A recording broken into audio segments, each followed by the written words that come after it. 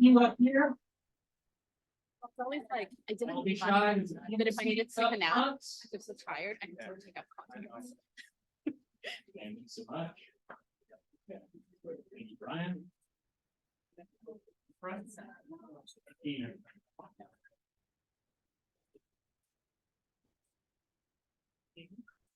All right, hello everyone. My name is Andrew Williams. I'm the director of product at Brooklyn City and one of the TPMA board members. Thank you so much for joining us today. This is the start of our fall, and it's really exciting to see so many people. We're going to get started with a quick land acknowledgement. So we acknowledge the land that we're meeting on is the traditional territory of many nations, including the Mississaugas of the Credit, the Anishinaabe, the Chippewa, the Haudenosaunee, and the Wendat peoples. It is now home to many diverse First Nations, Inuit, and Métis people. We also acknowledge that Toronto is covered by Treaty 13 with the Mississaugas of the Credit. Now, before we get into things, I want everyone to give a big round of applause for our venue sponsor, Intelliware. And to say a little bit about Intelliware, we've got Andrew Pitt to tell us about the wonderful services they provide in this space. Okay, thank you. Can you guys hear me okay? Yeah? I'm not a big fan. I'm just loud by nature. Welcome everybody. Apologies, I'll try not to have my back. That's all good. Panel here. Welcome everybody on behalf of Intelliware. It's great to see all of you here today. This is a great space that we have here at Intelliware, and we love to share it with the community. And we hope that you're all very comfortable and really enjoy today's session. This is a particularly interesting session for Intelliware. We have been around for a very long time. We're traditionally a technology advisory and custom software development firm based here in Toronto, and we build a lot of products. We build products with startup clients that are very small. Sometimes they have a part-time product manager who's also doing 7 other things. And we also work with some of the largest banks and enterprises here in Canada, where they have much more senior and seasoned product management professionals. So I think that ties into the conversation that's happening tonight. We are very excited, as I said, to have you here. This is an event space that we host a lot of different groups in. We have all kinds of interesting events, so I would encourage you to go to our website and check out our social media channels and find out more. We have a basic income event coming up in a couple of weeks, I think, right, Andrea? October 17th, 18th. Thank you. And we had a very successful affordable housing event a few months back. So lots of things going on. We try to be very active in the community. It's one of the things that's really important to us overall, even though we're largely a bunch of geeks.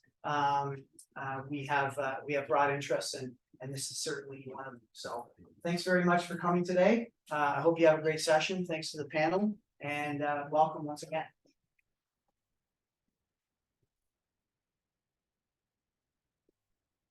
So we're also thanking our other 2 sponsors that we have so far for this year. Martin Bassett, who you may know is represented by Heidi, one of our board members over there. And we also have Lightster, a financial sponsor and members group. So please check them out. There's more information about them on our website, but they've been really, really great supports to the TPMA. And if you think your company would have services or things that you would want to contribute to our community, get in touch with us, because we are looking for more sponsors, and there's a big range of ways that we can work together. So next, I'm going to pass things over to Rena, our president, for a few words about this fall. Hello, everyone. I promise to keep it short, but I do want to just celebrate the fact that this is our 2023/24 season kickoff, and it's going to be a fantastic season. So a couple of things about the TPMA for all the new faces. Our mission is to help product people in the GTA navigate the complexities of having a product profession. That's regardless of what stage you're in, whether you're trying to get into products, whether you're trying to develop your career, whether you're trying to become an executive or a leader, and how you grow as an executive or leader.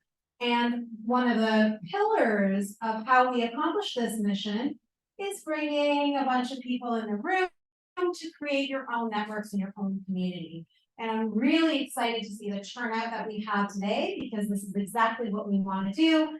Network, meet people, talk, create your own networks within our overall community. So with that, we'll do a couple of important things that I just want you to take note of in terms of our programs. I'm not going to talk too much about the events that we have lined up, but when we do, Andrew's doing some great work on the types of events we'll have this year. It's going to be an exciting season. I do want to really quickly call out the board of directors.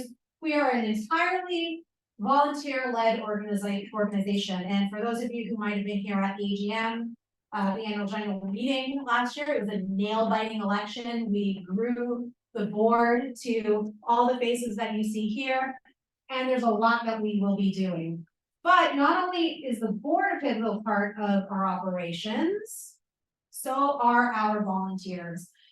Volunteers are critical to the execution of all of our programs and how we operate on a general basis. So we will be looking for more volunteers. If you are interested in volunteering, send us a note at info@tpma.ca, or that's probably the best way. So send a note there. And I'll move on really quickly because we got to get to this wonderful panel here. Mentorship program. For those of you who've participated in the mentorship program before, or those of you who haven't, essentially it's one-to-one mentorship. You're paired up with an individual who's going to be an appropriate mentor for you or a mentee for you. And it's duration from basically December all the way to June next year. Key dates here, don't miss them. Registration is open from September to November. You want to get in there. There's a pairing that happens, and we kick off the program on December 6th. So that is all I'm going to talk about today. I hope hope to see all of these faces again at our next event and participating in other programs. With that, I'll hand it to 30 minutes. Okay, on to the main event. Sit down. Climbing the product leadership ladder, going from senior PM to CPO. And with me on the panel today, we've got three amazing speakers. Very excited to talk with all of you. So very quick intros, because we're going to get into a lot of their background in the course of the conversation. But Tebo, most recently at the end of the couch here, and was most recently head of offers product at Avion Rewards, the loyalty group at RBC. Prior to this role, she has over 20 years of product management leadership experience in a variety of tech startup roles. Puneet Mulchandani is an engineer turned product leader and currently the senior director of product at Stack Overflow, where he leads several teams of product managers, designers, and researchers and analysts. And then last but not least, Jenya Farris is VP of product at Routific. She's helping businesses cut costs and reduce carbon footprints with route optimization. And previously, she led Lane 4 High Road from its first customer to its acquisition. So give it a round of applause for our speakers.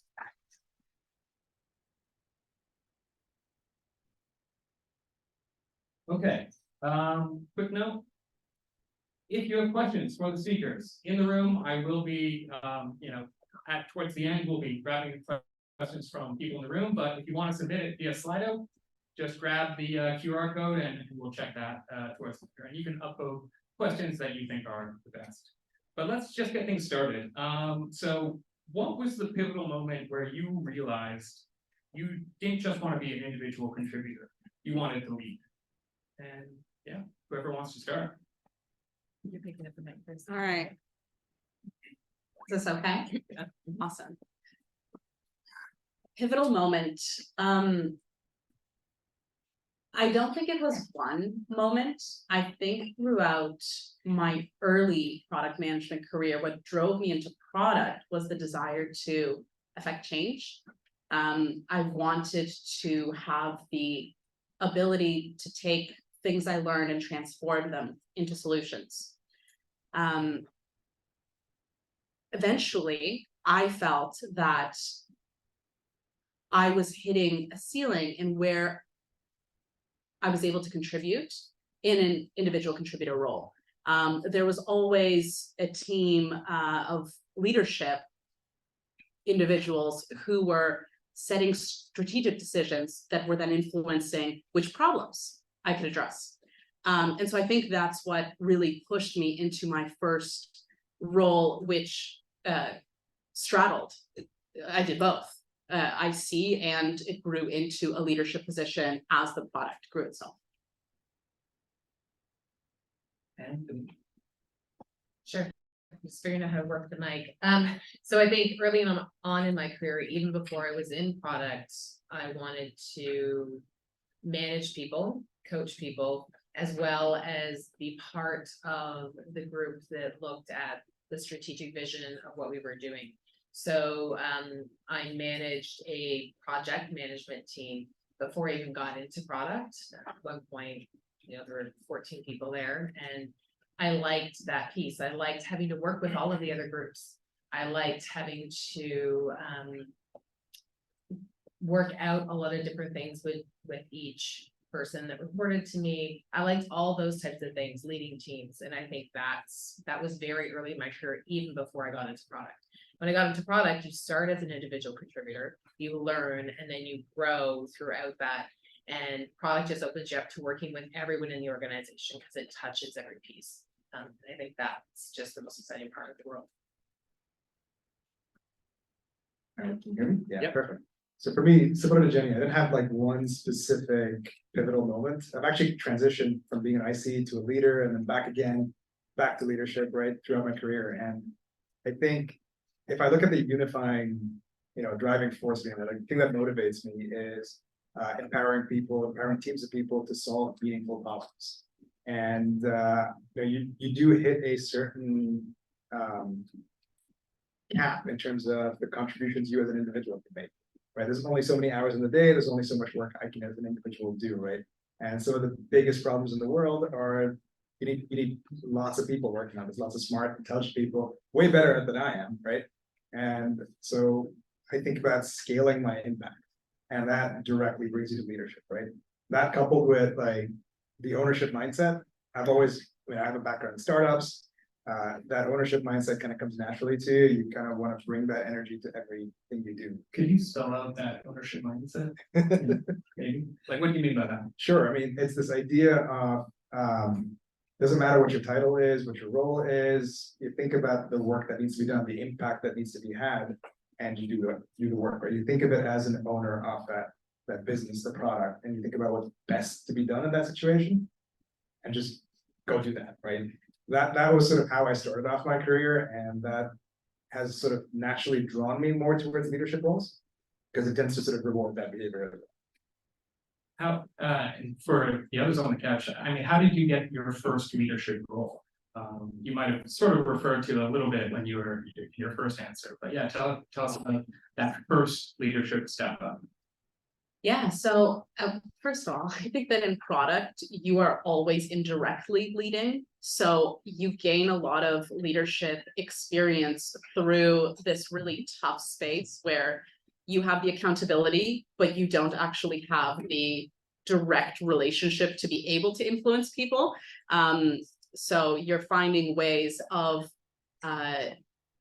aligning and getting people on your side in order to kind of collaborate towards a common goal. And so when I first moved so from Tourstar into Lane 4, I was the first hire for like the product as a whole, not the product org, like the product after the CEO. And so, but first we needed more engineers, more software developers. And then we needed support staff, and I was indirectly leading all of these people. And then when we grew to a point where we could now afford additional product manager, and I could finally scale the work that we were doing beyond like my own ability to create those that IC work. That was what kind of was my first introduction into official management.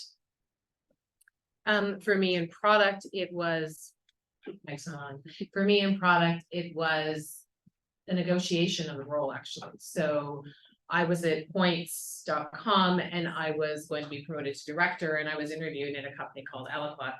And in that interview and accepting that role, it wasn't for a director role, it was for an individual contributor, and I said, I'll come on board, but in 6 months, I would like to review, and at that point, if I'm doing what you expect of a director, then I would like to be promoted, so that happened. So it was really part of that negotiation, and just because they knew that I was giving up a promotion in order to come there. So that's actually a great kind of segue into like, how do you vet a company that you're looking to join in a leadership capacity? Like what kind of questions are you asking? What are the red flags? What are the green flags? Yeah, I think my questions are much different now than they were when I was at Eloqua, but now it's all about what's your mission? So, and where are you going with it? So the things that I ask the CEO and the other leaders in the company when I'm interviewing is not just where are you today, but where are you taking it in 3-5 years? And that could change, but what is your overall vision for the company where you want to take it? And is the board behind you? So you need to know that they have enough money, and what is their current revenue? How has it grown over the years? Because I do want to know like where the struggles are and where the company really needs help, and can I provide that help? Because I don't think I'm a good fit for every company. There's certain companies that are a good fit for me and others that aren't. So I think it's really getting into what you're looking for and what you think you can contribute, and making sure that those questions are asked and answered to the level that you feel comfortable that it's the right fit. Open. I think the big change for me when I'm vetting companies now is obviously some of the questions that I ask, similar to Anne, they tend to focus more on like, where is the company going, the finances of the company. But I think the biggest change for me has been how I index on those responses. As an IC, I would typically look at this and say, you know, can I see myself fitting into the culture that they have, the dynamics they have, the opportunity at play, right? Whereas looking at it from a leadership lens, I'm also weighing the influence and the impact I can have, right? Like how much can I change the culture or the vision or the direction of the company, right? And this is very similarly like looking at that two-way fit, right? Is this the right company for me to be joining? The problems that I'm going to be solving at this company, are they the ones that I'm both well suited to solve, but also the ones that I want to actually solve, right? So like examples of red flags, this is going to be very subjective, right?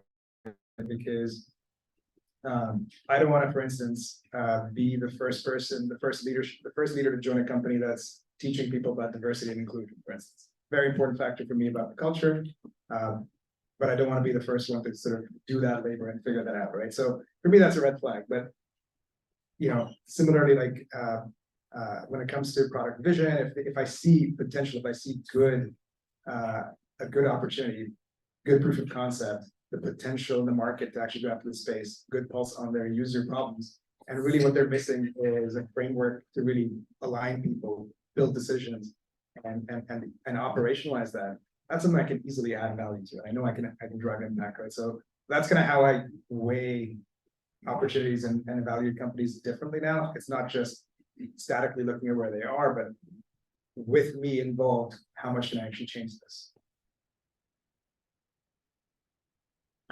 Well, I was vetting companies about a year ago, so this is relatively recent in my mind. And I guess I'll start with a red flag. It was a red flag to me when being introduced to a company, I ask about the product and the role in the team, and I'm talking to somebody who doesn't have any answers. Who's actually someone who said, oh yeah, well, you'll get to that in the second interview. And in the first one, we'd like you to explain like, what is product management? Or something along those lines. And it was just like, okay, well, the fact that this is how they've structured the hiring process tells me something about this company culture already. It doesn't feel like what I'm after. And I knew that I was looking for a team where I was going to be able to contribute on an equal level with other individuals. So going into those conversations, I asked about the product, I asked about the vision, I asked about the financials. And when all of that interested me, the next thing that I was trying to understand was how much were they interested in the ideas that I was bringing, and how flexible were they in adapting and growing. And when I heard like receptive responses when I heard that the CEO, the CEO of the company were looking for a partner in this. They weren't looking for somebody to tell them what to do or to fill like headcount. You know, they were actually looking for a new perspective to solve specific problems. That was where I felt like, not only am I interested in these problems, but also I'm actually going to be able to deliver on them. Perfect. And so maybe to go a little bit further into that, so you've picked a company, you found a place, that you've enjoyed, and you think that you have a home there, and they'll accept your ideas. Okay, so what's your first 60 days like? How do you structure your initial impact at that organization? So I'll tell you what I did. I immersed myself and I tried to contribute from day one. I just so happened that I joined a company right before annual planning. So I didn't just sit there and listen. I didn't know as much as the other people in the room, but I asked questions to try and understand, to be able to contribute something. And of course, now I would be able to contribute better, but the fact is I was a contributor to the strategy from the beginning.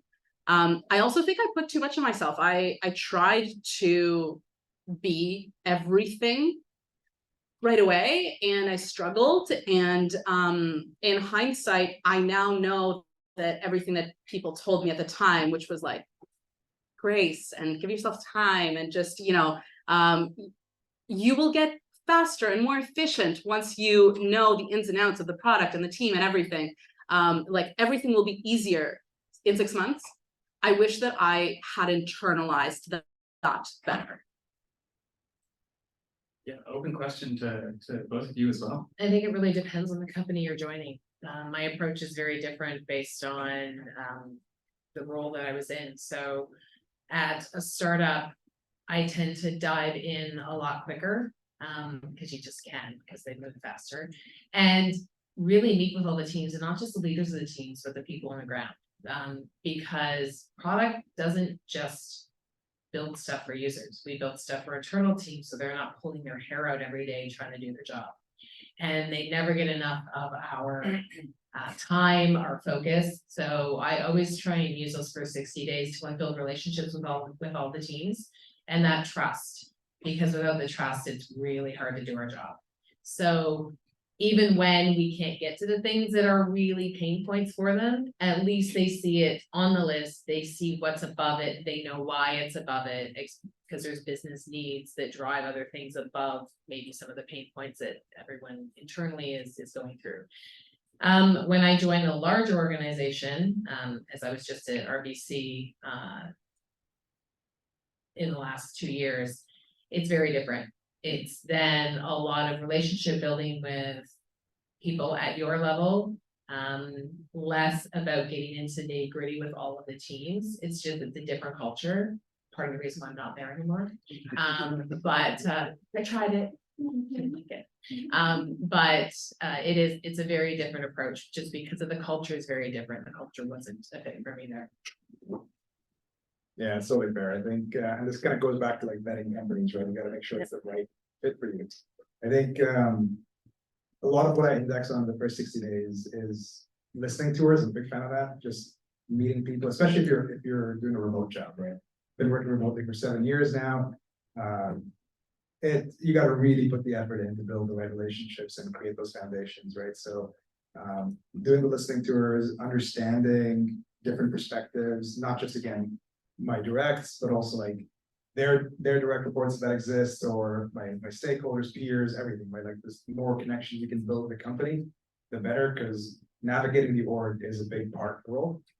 And generally the outcomes I'm shooting for those first 60 days is context building, mostly onboarding for myself, but also just having a shared vocabulary with my peers, with the team, right?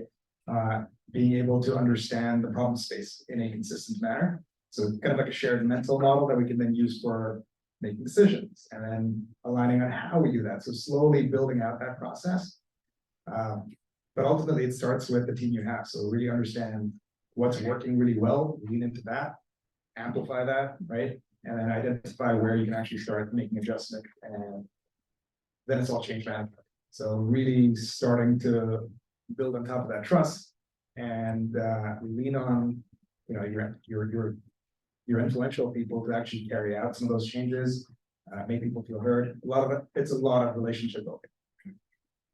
So maybe just stick with you for a second, because you have that engineering background. And also because there's such a strong relationship between the development side and the product side, and I know you guys have comments on this as well, but how do you approach the relationship with your technical counterparts at either above, below, or at the same level? Yeah, no, great question. So I'm going to preface this by saying you don't have to have a technical background to be a great product leader or a great product manager. Some of the best PMs and product leaders I've worked with don't have technical backgrounds, right? It gives you an edge in certain situations, like a more intuitive grasp over some of the problems that our engineers face, right? I can trade some stories with them from prior experience that I've had. And the longer I've not been an engineer, the more dated those stories start sounding. So doesn't really carry you that far. But I think ultimately what it comes down to is you got to have a partnership with engineering, right? Just like you do with design, just like you do with research or customer success or any other functions. Engineering is a core partner. They have to be in the room with you. They got to be writing that strategy with you. And a key hallmark for me, like a key thing that I look for is, you know, when it comes to the infamous technical debt or like tech investments, if you're looking at it more positively, do you really have, you know, a product strategy and a tech strategy? The tech strategy is different and it's not really fully aligned, or do you have one unified plan, right? For me, the best teams are the ones where you have one strategy. Engineering has helped write that strategy. They know that they've internalized what products trying to accomplish, and they've tied their tech investments to those product objectives. They know where we're going. They know how we can enable the team to get there faster, and you're working sort of in sync. So helping engineer accomplish their goals is a key part of how I think I've navigated that at Stack, and I think that's what creates sort of the best partnership between those two groups. I would just add that I think that letting them be heard on the product as well. They all have ideas, right? And making sure that those discussions when you're in sprint planning or even just general high level discussions about how users using the product, they have great ideas. So listen to them and make sure that you're really taking all of that in and internalizing it. And then as well, the tech debt is a great example. That comes to the trust too. And I've always pushed it back on development to say, I want to help you improve the core base of the product, but you need to bring it in a business context. So if we don't upgrade X, the product's not going to work in Y timeframe. That's an easy one. If you want something cooler, then tell me what it really gives us, and we'll sit down, we'll work through it, and then it gets on the roadmap. So working hand in hand with development to move not just the user experience forward, but the technology so we can move faster in the future is a key part of that too. I think it's been pretty much all covered and said. I agree with all of that. Well, I'm gonna give you a question if you don't want to go for that. Well, I guess like the one thing that I would point out, which like is obvious to me, but I'll say it just in case it isn't, as a person in product, you do not work with other product people or with other like product and design people, or like you're interfacing with development every single day, right? As long as you're interfacing with them every single day, that's what partnership looks like, right? If you're talking to them like once a week or once every couple weeks, you probably have a problem. Yeah, it's a sort of a symptom of a bigger problem. I mean, so let's actually get into problems. So disagreements and navigating disagreements is a big part of any leader's job. So I'd love to know how you navigated disagreements, both, you know, with your peers, but then also, you know, with disagreements with superiors and disagreements with maybe direct reports too. Yeah, it's interesting because I think it starts with being the right fit for the company culture. And right now, I have so many examples of healthy, like working through disagreements. Just today, I was in a meeting lovingly called Cage Fight. Between our CTO and our CEO, and it was actually like came out of a initially perceived disagreement about the scope of something we wanted to build. But how do we work through that? We start by taking a step back. What are we trying to accomplish? Why are we having this conversation? Why are we building this thing? What problems are we trying to solve? And as soon as you take that step back, you're actually aligned, right? You want the same things in terms of priorities for the business. You want the same things in terms of building something that will deliver value to whoever is the end user. And it's very easy then to come to a common ground on how you want to approach that particular problem. But I also had a recent experience where within our leadership team, there was a conversation where there was a lot of passion.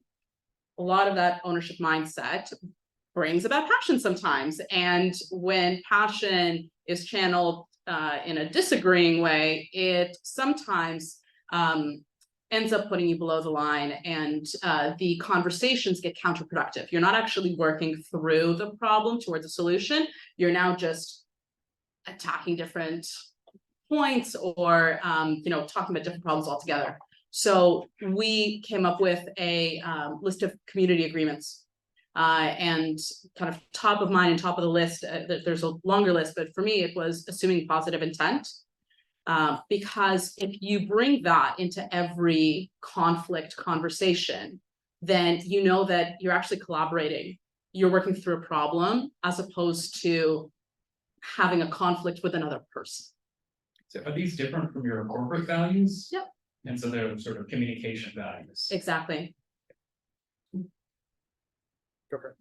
I would say a couple things. One, if the disagreement is about what you think should be in the product, it should always go back to user testing. So a lot of times I say, look, we don't agree. Let's put it out to user testing. Because my opinion, while interesting, is irrelevant. It's what the users want. So for other disagreements, I think there's mainly two reasons. One, you both think you're saying the same thing, but you're not. So it's the English language is amazing. Words have 5 different meanings, and you can write stuff down on paper and someone interprets it differently than somebody else. So it really is just sitting down, like you said, taking a step back and going through step by step. I found that a lot with development, not necessarily disagreements, but they think it's 8 months. I think it's 2 weeks. Why? Like we've missed each other somewhere. The other one, and it's harder, is when, and this is especially at an executive level, when you are in a disagreement with one of your peers, and it is often because goals are misaligned. You are given goals that are fighting for the same resources. And those disagreements have to go up the chain, because if you both have goals that are not aligned and they're given to you, those discussions have to happen at a higher level. Yeah, I think that's spot on. I think the only thing I'd add to that is just when I'm trying to navigate these types of situations, generally like the approach that I try to take to these conversations, because it is, those scenarios I think are spot on, right? You're usually in one of these situations, and it's a difficult conversation. But I think a few guidelines that I hold for myself is, one, obviously mutual respect, like making sure we're in an environment of mutual respect, right? And people are heated, passionate, etc., being able to call that out and moderate that discussion back into a place of calm, or giving people time to step away if they need to. It's totally fair, right? So being in control of that conversation, I think, is important. Establishing those ground rules. And then one of the sort of my core values bringing these types of things is curiosity. I want to approach from a curiosity mindset and really understand the points of view around the table, right? You worked so hard to create a diverse group of opinions. Hear them out. Let's actually make sure that people feel heard, that their feedback has been internalized. And then the other aspect of this is a bias towards consideration. You want to take the time to understand the different perspectives, but you got to move. You can't be dead in the water, you can't be wasting time in an analysis paralysis, right? You have to make a decision. And the further up the chain you go, the more incomplete that data set is, the less access to reliable, complete, perfect information you're gonna have, right? You're gonna have to rely on making a judgment call sometimes. And that then brings me to my last piece, which is, yes, everyone buys into a plan and goes executes on it, but you have to hold yourself accountable, right? You have to look at what actually played out. And when you're wrong, I'm the first one to admit it when I made a bad call, right? And creating the space for people to be able to learn from those mistakes is a key thing that you can do as a product leader. I think the stark contrast for me, when I think back to my PM IC days, is as a PM, you really are trained to lead through influence. So when you find yourself in these types of situations, you tend to become a facilitator to help the group reach a consensus. Whereas as a product leader, you might not have that luxury, right? Like you sometimes need to weigh in and break that tie. You need to, the decisions are being escalated up the chain to you, right? As opposed to you trying to facilitate them. So I think that shift in mindset is a key difference between the IC track versus the leadership track in my book.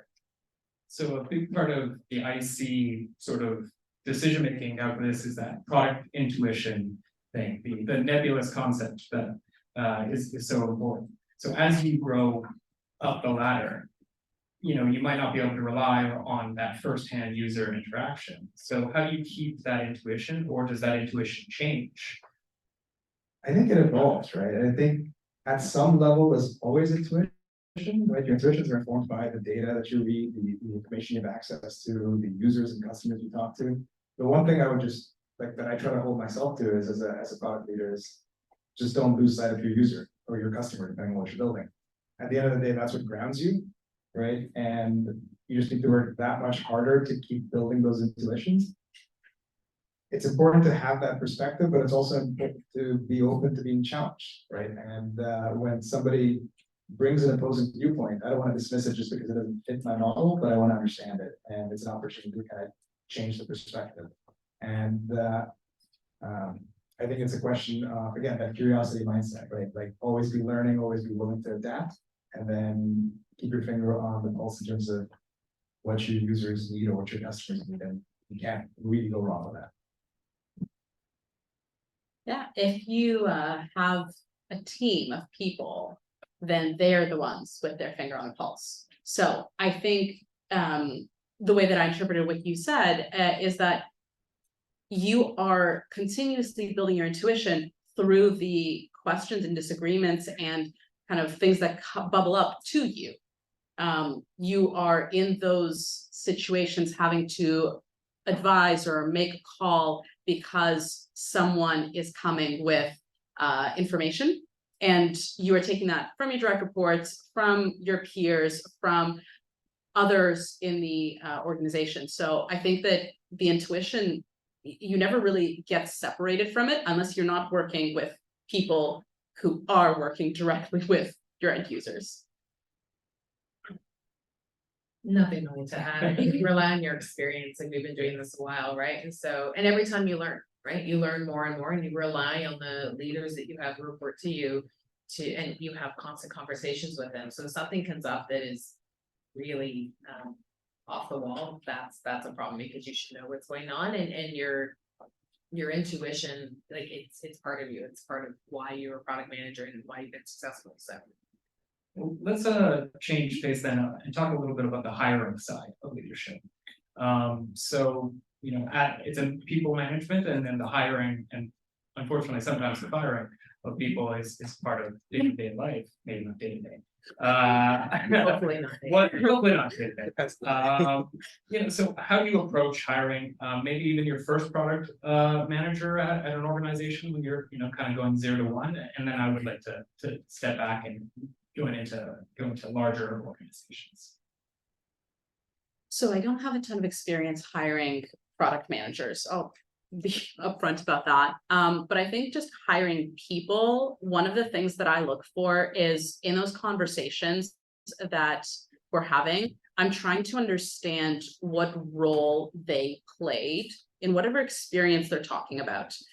Because often the difference between a hire that is able to contribute in the way that I need at startups, and somebody who kind of is looking for a different type of position is in the role that they played in whatever project it was. So often for me, it's somebody who had to probably take on a leadership position within whatever team they were doing. That could have been in school, that could have been at another company.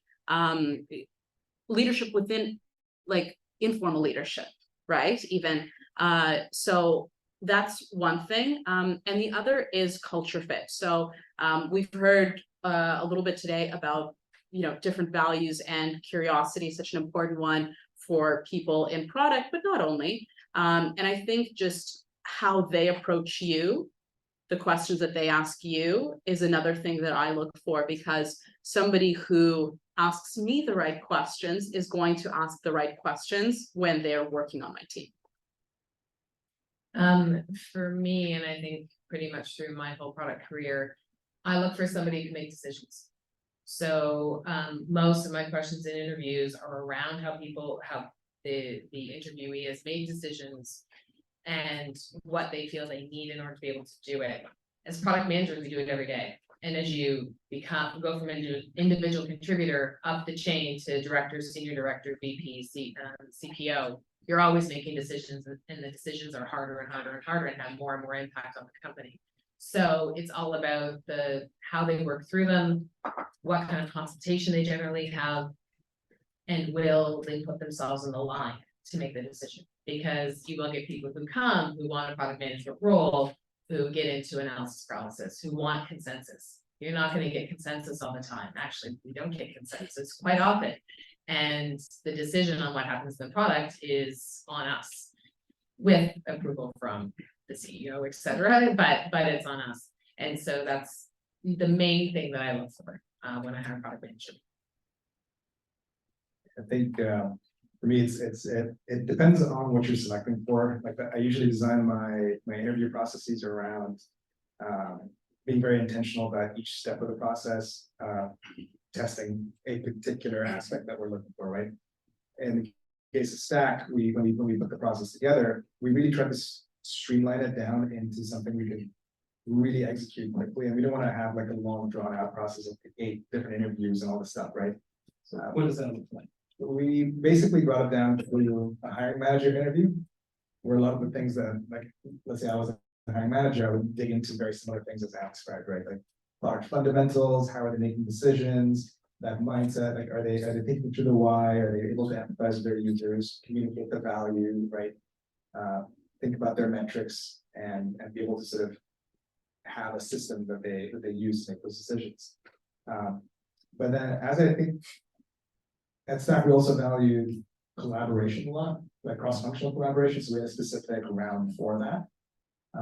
But one additional thing that I indexed on quite heavily, especially for my more senior roles and product leaders and directors, is emotional intelligence. So really being able to navigate, interpersonal situations, or navigate stakeholder conflicts, right? Because, like you said, it's almost never a clean consensus. That's the trivial case. That's the easy case, right? Most days it's messy. Product is messy. It's going to be with incomplete data, conflicting points of view, goals that don't necessarily always align, right? And you need to try to navigate that space. And great product managers, great product leaders simplify, right? They walk into a space that's complex and messy and lots of different variables, lots of assumptions. They encode that into a mental model that's simpler to understand, that everybody else can then use to make effective decisions. That's the hallmark, I think, of a solid product leader, and easier said than done to find them. I mean, that's a hard thing to get in an interview sometimes, a sense of, have you ever any examples of what that looks like in an interview? We did a lot with, like, we experimented a lot with our interview process as well. And I've been fortunate enough to have had at least a really solid TA team, really experienced talent acquisition people that partnered with us in this process, helped us de-bias the process and slim it down so that the candidate experience was great, right? And we wanted to make sure that we were getting signal from every step of the way. So we did a lot of interview training internally, we did a lot of dry runs internally, we experimented with projects, which we abandoned eventually because it was just too much work and unfairly put people who have other obligations outside of their work life at a disadvantage, right? So can't really call yourselves an inclusive company without doing that. So we narrowed down into the things that worked best for us, which was like obviously digging into somebody's past experiences, asking them to reflect on them, talk about how they would, like if you describe an experience that you've had and you had the opportunity to go back and do it again, what would you do differently and why? So it's questions like that that kind of dig into your past experience, but then also give you a chance to reflect and apply that knowledge back in. It shows a sense of self-awareness and the ability to learn and adapt and build on that experience, right? Similarly, we did a lot of experimenting with panel discussions around giving somebody a scenario and seeing how they operate in that discussion. What we found in those types of situations is if you index too heavily on the type of solution that somebody comes up with when given a problem on the spot, you tend to basically select for good, like people who think well on their feet, potential like puzzle solvers, but they might not actually translate to long-term success. So what we started doing in those sessions is really look at their interpersonal skills and how they actually collaborated with the panel. And we made sure the panel was always cross-functional, had a diverse group. Did they leverage the panel? Did they ask questions from the group? Did they get those different points of view and incorporate into their ideas? That's what we indexed on, and that actually was a great way to select the right candidates for us at least. Good intel if you're looking for a job at Stack. I'm gonna go to the audience in room and online. So does anyone in the room have a question for the panel? I'll grab one from online, so think about a question. If anyone, just raise your hand and I'll grab it. But one thing from the when you say how do you see the role of product leader differ for companies as they go through the growth journey? So seed, early stage, growth, mature, and do you specialize in one of those stages personally as a leader, or do you generalize to many stages? When I started at Show Me at Rogers, I was employee number 10 and I was writing requirements. I was director of product management. And for a year, we were building the product from scratch. So it was very different there. And then as the company grows, so we went from like 10 people to a maximum 150 people. I'm looking to read it, so not. Really, as the company grew, the role as director of product and then senior director of product, et cetera, grew to be more than just the product. It became more around the customer experience, it became more around the analytics and reporting that was in the company, it became more around the holistic view of that user experience, not just getting the product out. So, I mean, when you think about a seed company, they just need to get something up and running, they need to get alpha, beta, they need to get people on it, using it, and need to get users on it. Everything is about growth. Then you get to, okay, we got lots of people, but we have lots of problems, tech debt, things we didn't do right that we have to redo. And then that's more of a discussion with other teams and more bringing different product people on to help solve it. But as a product leader, you're no longer an individual contributor. You're no longer writing user stories. You're no longer in that role. You're not managing multiple product managers that are doing that.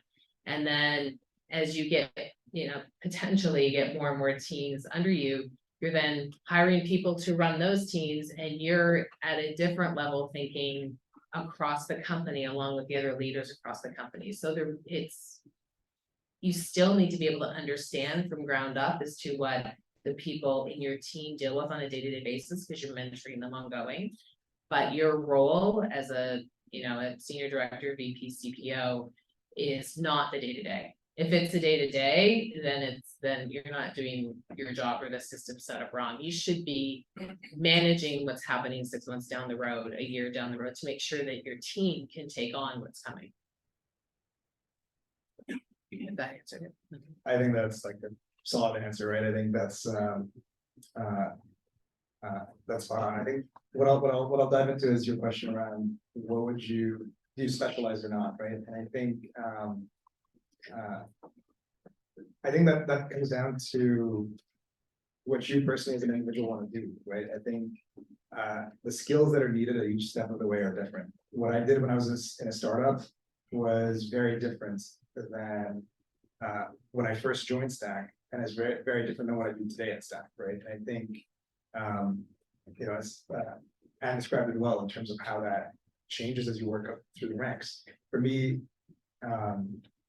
I tend to be happiest when I'm faced with new problems, when I'm learning, when I'm dealing with new challenges, and when I'm able to, solve those meaningful problems. So that's kind of what I try to select for when I'm thinking about the opportunity. But I try to I try to keep an open mind, and I try not to over select onto one specific thing, because I think that's just too, that's not the stage of my career where I can pinpoint exactly this one opportunity. That's all I want to do, right? I want to kind of, yeah, that's basically what I'm going to say. Keep an open mind about different roles that you could potentially take on, and know where your strengths are. And I think it's a good idea to try things out, try different experiences out, and then you'll know what's not for you, right? And you can just pivot away from that. Yeah, let's grab a question from the audience. Hi, this is Praveen. My question is on the topic you guys briefly touched upon. So how do you navigate ambiguity when you're joining a product at leadership level, VP, senior director, when it's an established product been going on for quite some time, and you are joining the team, everyone around you basically knows more than you, obviously, and you are expected to give decision, right? So what's your thought process in the initial days, especially when you are want to give decision by people who definitely know more than you on that product? I would start off by asking all the questions that you would need in order to make a decision. So if there's a lot of people around you who understand the user well, who understand the business strategy well already, then dig as deep as you need into all of those areas. And then if you don't have an answer, that means that there is something actually missing from what they know. And if that's the case, then hopefully you have an idea of like, how do you as a team figure out that unknown that isn't housed right now within any other individuals? Any other questions in the room? Sure. Hi, my name is Ampli. Thank you for the amazing insights today. My question is regarding career planning in the product industry. So when I interact with the budding product managers for the events like this, the trend that I observe is the goal is to keep hopping from one startup to another to find a decent enough brand where you can stick for maybe 5 years through vertical. So till then they are laterally hopping. How does a CPO or a VP of a product, when you are hiring, when you look at the resume and you see multiple hops, like 4 companies in the last 4 years, is that something that you look down upon, or is that something that you admire? I don't think it's a fixed rule in that sense, right? I think I approach it again with curiosity, right? If I see something like that, I see an interesting pattern like that, I would call it out. I would ask the candidate to sort of be like, hey, I noticed that this is how your career has progressed. Can you talk to me about that? What drove that? Talk me through your thought process. And one of the key things I'm looking to find out is what is the ideal next step for them, and is there a path for them to be successful at the company I'm at, right? I don't think it instantly disqualifies you. Same thing with like if you've got a big gap in your resume. I don't think it instantly should disqualify you. I think that's a pretty archaic rule of thumb to sort of try to whittle down the number of resumes you look at. I think it's, if companies are doing that, well, more for me, right? Like there's some really good candidates that take breaks for a good reason, that job hop for a good reason. You may have joined a company that was absolutely toxic in their work culture, or that brought you on and then laid you off, unfortunately, because they made some bad, internal management. There's so many countless reasons as to why somebody might have several, job hoppings or gaps in the resume. I think it's important to ask and find out, and that's what you base your decisions So we'll have a question from the online poll. So this is the top voted question, except for a very funny question about Taylor Swift. Which anyone looking at the slide knows what that's about. What are the top 3 personality traits that help you move from contributor PM to a leader?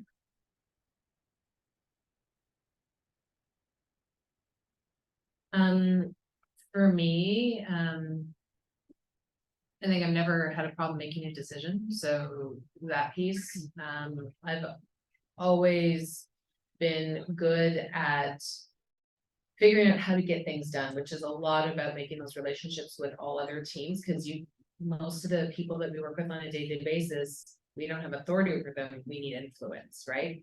And that influence just comes with conversations and setting out the reasoning in front of them so that it makes sense to everybody. Those 2, I don't know what they're moving. But I do think, like, in general, product managers, you need that consultation. It goes back to a bit to the other question of, you started a new role, nothing about it, how to make decisions. The decisions we make on a day-to-day basis are generally based on information from other people in the company anyway. So you just have to ask those questions, and then you rely on your experience as to how you make those decisions and the questions that you asked. Just as you said, you dive deeper and deeper into the questions. And if there's some big gaping hole, then you need to do more investigation before that decision can be made.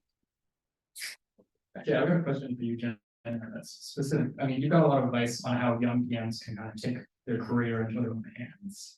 Yeah, so like, do you have anything that you would say that you've learned from your experience because you moved very far, very fast? Thank you.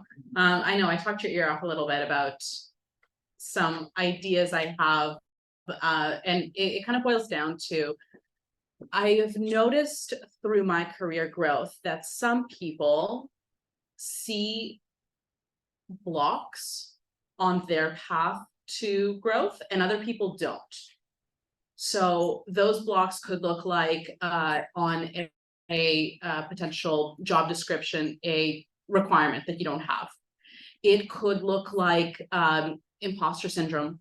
It could look like having had multiple experiences in one industry and not being familiar with another one and thinking that, oh, because of that, maybe I'm not a good fit for this.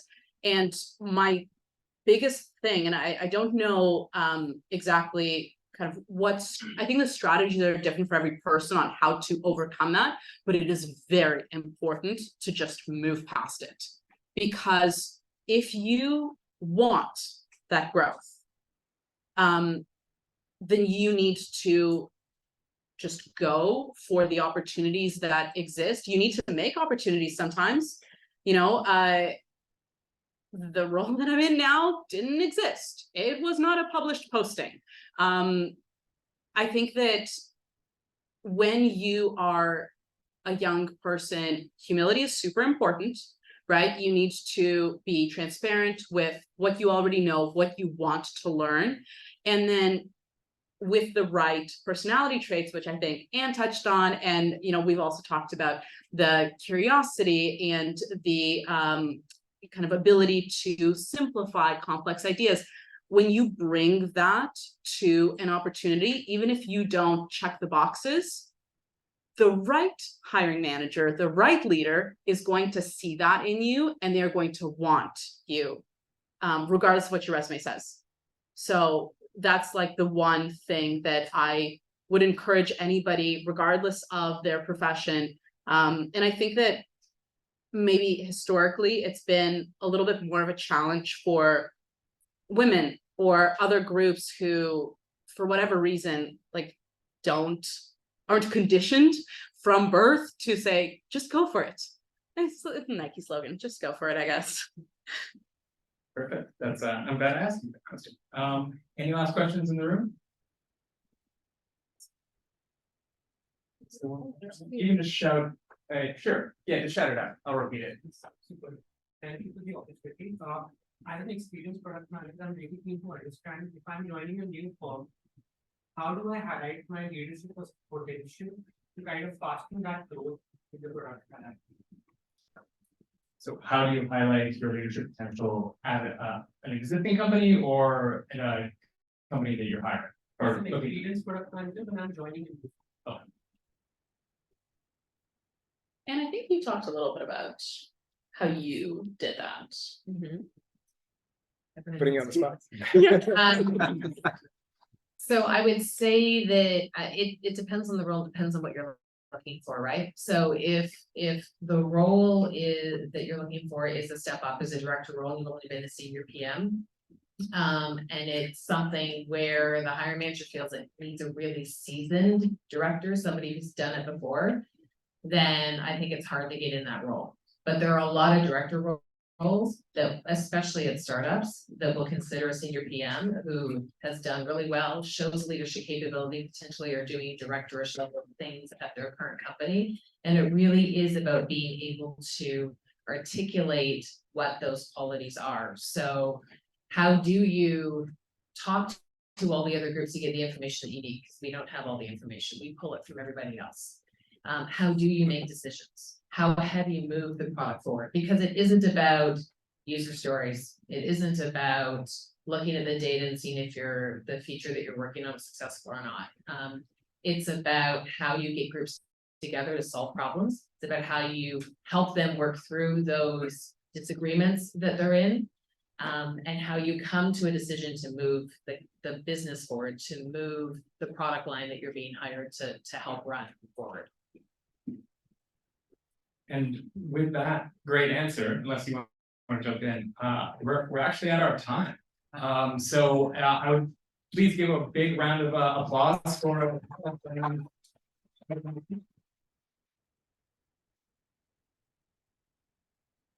So we've got space for another hour, so we invite you to drink and eat and network and meet each other. But we also are looking for your feedback. So there's going to be links sent out tomorrow, but also there's a new QR code, which has non-Taylor Swift question related prompts on it. And I really want to know. What was the Taylor Swift question? This is not a product question. Please don't ask if there are better questions ahead, but is Avion Rewards planning to open another draw for the Taylor Swift Eras tour? All the Taylor Swift stuff was done after I left Avion. So, sorry, I have no internal knowledge of anything going on. This is an important lesson, and always ask the question no matter what. So yeah, thank you so much for coming tonight, and thank you to all the volunteers. Give a round of applause to the volunteers. Thank you. Thank you much. You guys are great. I love the curiosity, like the way you describe it is really, really good. Thank you. Yeah. I really appreciated listening to your stories. Like both of you have such interesting background. Oh yeah, sorry, one more. Save the date. We've got our next event, Monday, slight change from usual. It's not a Tuesday, it's a Monday, October 30th. And it's gonna be an AI double feature. So 2 speakers, 2 different AI related topics. It's gonna be a lot of fun. So you'll put more details about that. We'll probably drop it next week. Now, okay. Thanks everyone. Are y'all sticking around for a bit? Yeah. Yeah.